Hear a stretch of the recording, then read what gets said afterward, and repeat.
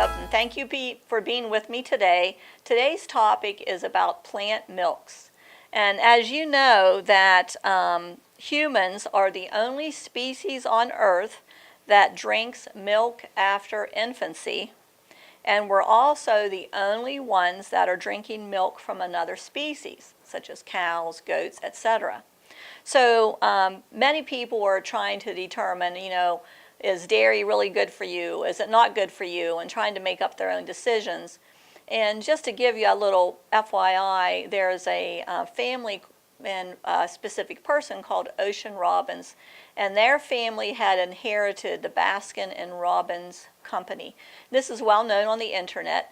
They actually decided to sell their portion out because they felt that dairy really wasn't that healthy for you, and they're trying to clean up their life and be promotional as to what's really good for you. So they decided to sell their half of the company.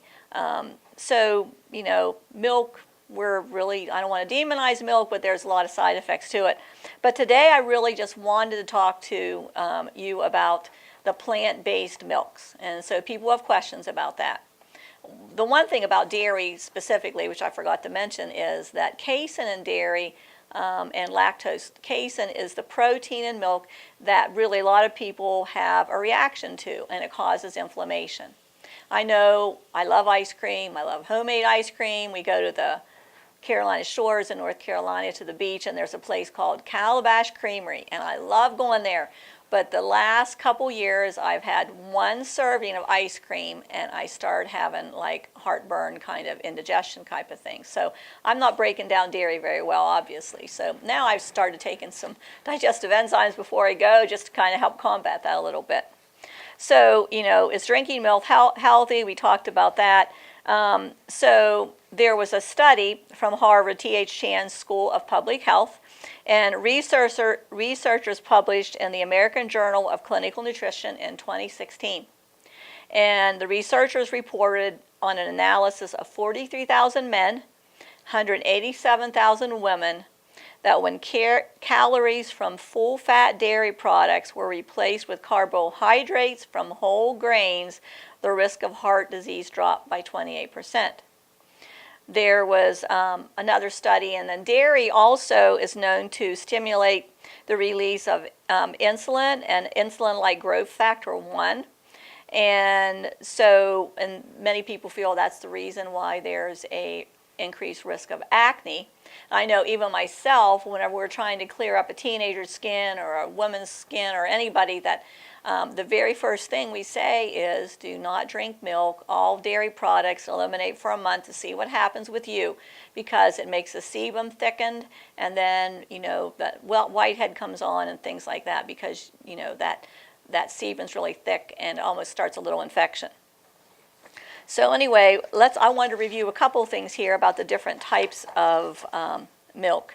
And the non-dairy milk comes from plants, and the main ones I wanted to talk about were like, what are the benefits of non-dairy milk? It's cruelty-free. Plants don't have to be in a pen or in a barn and not move around and things like that. So there's no babies taken from their mothers and turned into veal either. It's also better for the environment. Dairy uses a lot of water, and they say that they talk about factoring the amount of water needed to feed and raise cows. It's usually 976 gallons of water to produce 1 gallon of milk. So that's a lot of water. It's actually healthier. Because especially if you try to get non-GMO plants and organic plants. Now I know somebody out there will say, yeah, the organic plants upstream, that they might be using pesticides. Well, that is the case. That can happen, but really it's typically healthier that way, and it's also lactose free. And I didn't realize this statistic, but 65% of adults worldwide have some degree of lactose intolerance. So what are some of the substitutes that we can have?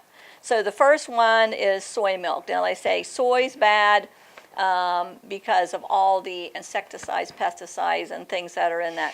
But it is the biggest protein that gives you the most bang for your buck. There are organic soy milks out there, so I'd highly recommend that. The second form of milk is almond milk, and almond milk has less than a gram of protein per cup, but it boosts 50% more calcium than a cup of cow's milk. So, the dairy industry does a great promotion of that there's the most calcium in cow's milk, but really the most calcium actually comes from plant sources, and sesame seeds are the highest source of calcium for all seeds. There's cashew milk. It has unsaturated fats that are good for your heart and anti-cancer effects, and and also may have benefit for your eyes for the cashew milk. So I'm just going to review the rest of these. Hemp milk is a newer milk. It's buttery, nutty flavor, and hemp naturally contains calcium. Quinoa milk has more protein and fiber than most other grains. It's naturally gluten-free, contains all the essential amino acids. And then those are mainly the ones, and there's one more that that's pretty common is flax milk, and it's made by omega-3 rich cold processed flaxseed oil, and it's free of the top 8 allergens for those who cannot consume lactose, soy, or nuts. So what's good about these different sources, and those are all beneficial, but one thing I would say is what are the things to watch out for when you choose a milk substitute? First thing is cane sugar. Many milk substitutes contain added sugar, so be very careful. That can add tons and tons more sugar and calories to your diet. Then carrageenan is another source that you need to watch out for. It's derived from red seaweed, and it's added to foods like yogurt, soy milk, and ice cream to thicken them and prevent separation so they stay together. So what can carrageenan do? It can cause inflammation, gut irritation, and potentially even cancer. And then the last thing to watch out for are GMOs, or genetically modified organisms.